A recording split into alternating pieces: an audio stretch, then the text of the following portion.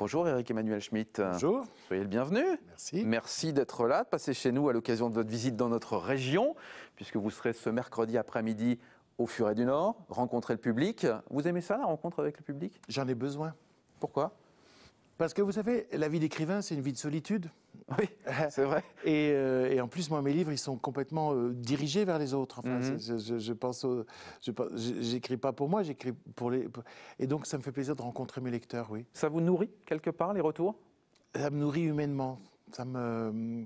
Qu'on partage une même conception de la vie, un même humanisme, un même enthousiasme, une même volonté de bienveillance. Enfin, je retrouve ça chez mes lecteurs et ça me fait du bien. Vous vous souvenez du plus beau compliment qu'on vous ait fait lors d'une rencontre? Oui, c'est un jeune homme qui me fait signer un livre pour sa mère. Donc je me dis, bon, il ne m'a pas lu, il fait signer pour sa mère, je fais, etc. Et puis au moment où il reprend le livre en me remerciant, il me dit, vous savez, quand je lis vos livres, j'ai l'impression de lire mon journal intime, mais c'est vous qui l'avez écrit. Je me suis dit, non seulement il me lit, mais on est dans une intimité totale. Donc ça... Et il s'est enfui. C'est fort quand même. Oui, j'ai trouvé ça, mais j'entends des choses très belles. Des gens qui sont remis à la lecture en lisant mes livres, beaucoup. Des adolescents qui se mettent à la lecture en lisant mes livres. Parce qu'un livre en cache un autre. À partir du moment où on a trouvé le livre qui vous rend lecteur, après, il y a un infini de livres derrière. Ouais. Faut entrer. Et après, la porte s'ouvre. Ouais. On entre bien dans vos livres, Éric-Emmanuel Schmitt, et dans celui-là particulièrement, notamment dans la tête de Félix, puisque Félix est la source invisible. Alors Félix, c'est un petit garçon de 12 ans, et vous êtes dans la tête de Félix, et vous racontez cette histoire. Donc il y a sa maman qui tient un café qui s'appelle Au Boulot, dans le 20e arrondissement. Pratique. Oui, c'est pratique. Ouais. Dans le 20e arrondissement de Paris, à Belleville. Tout va bien, une femme merveilleuse, et puis un jour, ça bascule. Ouais. La vie de Félix et de sa mère, Fatou, est magnifique. C'est de l'amour, de la tendresse, de la joie. Oui. L'insouciance.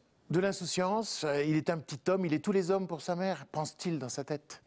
Et puis un jour, cet amour fusionnel cesse d'être fusionnel parce qu'elle dévisse.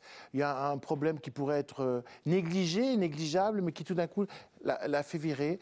Un problème immobilier, elle ne peut pas revendre son café pour acheter l'espace d'à côté.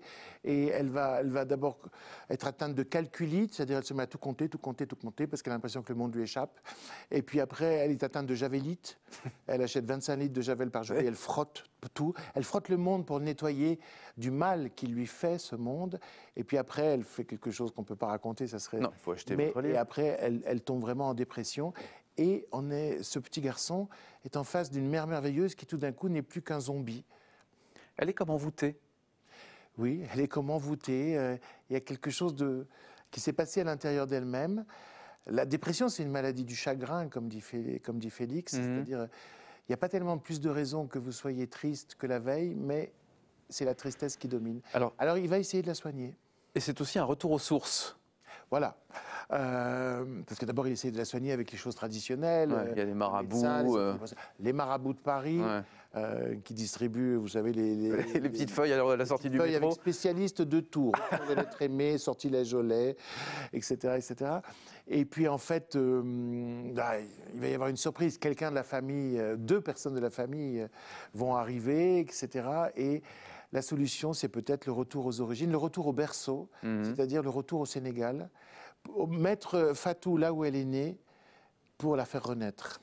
Alors, il y a beaucoup d'humanité et d'humanisme dans ce livre. Vous avez une manière de décrire toutes les personnalités, tous les piliers du bar, en fait, qui sont là, sont extraordinaires. En fait, comment vous arrivez à décrire ces personnages? C'est quoi le secret? Je sais pas, moi j'aime les êtres, donc j'essaye de... Parce qu'au fond c'est des gueules cassées, c'est des éclopés de la société, mais en fait moi je vois pas leurs problèmes, je vois leur humanité. Je vois ce par quoi ils dépassent leurs problèmes. Parce qu'il y a Madame Simone qui en fait s'appelle Jules, et qui est non seulement une femme contrariée, mais un comptable contrarié, puisqu'elle n'a pas pu être comptable. Monsieur Larousse. Mais je ne la décris pas à travers son problème, je la décris à travers autre chose. Il y a Robert Larousse qui apprend le dictionnaire 1 page par jour. C'est aussi, il est plus timide qu'une aile de papillon. Mais tous ces personnages, vous les avez rencontrés quelque part ou ils sortent de votre esprit? Bien sûr. Moi, alors, j'adore me mettre dans un café. Et puis, je m'imprègne des êtres, je me mets à leur place. En fait, j'ai une seule qualité pour écrire, c'est l'empathie. Je me mets très facilement à la place de l'autre et j'aime regarder le monde avec les yeux d'un autre ou d'une autre parce que ça enrichit la vision du monde. Beaucoup de spiritualité aussi dans ce livre, mais ça c'est une constante chez vous. Ben oui, parce que ce que je voulais montrer dans ce livre, c'est que certaines spiritualités qu'on méprise, comme l'animisme, eh bien en fait, sont des belles spiritualités. Parce que l'animisme tel qu'il est né dans notre continent d'origine, l'Afrique, puisque toute l'humanité vient de l'Afrique, cet animisme, en fait, c'est aussi une écologie. C'est-à-dire, c'est une façon de respecter le vivant parce qu'on pense qu'il y a une âme derrière chaque vivant. Il y a une âme de l'arbre, il y a une âme du vent, il y a une âme du fleuve. L'esprit. Il y a l'âme des animaux. On a un totem, ça on est relié à la nature. Et puis les morts sont pas disparus, les esprits sont là. Et en fait, c'est magnifique tous les rites qu'il y a avec les esprits morts, parce que c'est une manière de rendre présents les absents. On a besoin dans nos vies de rendre présents les absents. C'est vrai. Quand quelqu'un jette tous les soirs une petite partie du repas sur le sol, il sait très bien que le lendemain, il faudra le ramasser, ou alors c'est qu'il y a des souris ou des cafards. C'est ça. Mais c'est une façon de penser à ceux qui ont disparu et de vivre avec eux. Alors on voyage vraiment avec vous dans ce livre, Félix et la source invisible. Je voudrais qu'on montre maintenant quelques images d'une pièce, Madame Pilinska et le secret de Chopin, que vous allez bientôt jouer dans la région. Quelques images. Je demandais à tante Aimée, qu'est-ce que c'était? Chopin, évidemment. Devenu plus maître de mon temps, je cherchais un professeur pour m'aider à résoudre le cas Chopin. Sa lumière me manquait. Combien de temps pouvez-vous y consacrer? 1 heure par jour? Vous ne jouerez jamais bien. Madame Pilinska et le secret de Chopin, vous allez jouer dans cette magnifique salle du Nouveau Siècle à Lille? Oui, je suis content. En juin? En juin, pendant le festival de piano de Lille. Et moi, je raconte dans cette pièce, je serai avec un magnifique pianiste qui est Nicolas Stavi, je raconte voilà, l'histoire d'une rencontre avec une professeure de piano totalement excentrique, avec son renard comme ça sur les épaules, et qui me donnait des cours de piano incroyables en m'interdisant de toucher le piano. Il fallait que j'aille au jardin du Luxembourg et que j'apprenne à cueillir des fleurs sans faire tomber les gouttes de rosée, pour avoir un doigté délicat. Il fallait que je regarde le vent dans les arbres pour voir l'indépendance des feuilles par rapport au tronc. C'est la main droite et la main gauche. Il fallait que je fasse des ronds dans l'eau pour regarder comment un rond naît et meurt, c'est-à-dire un son.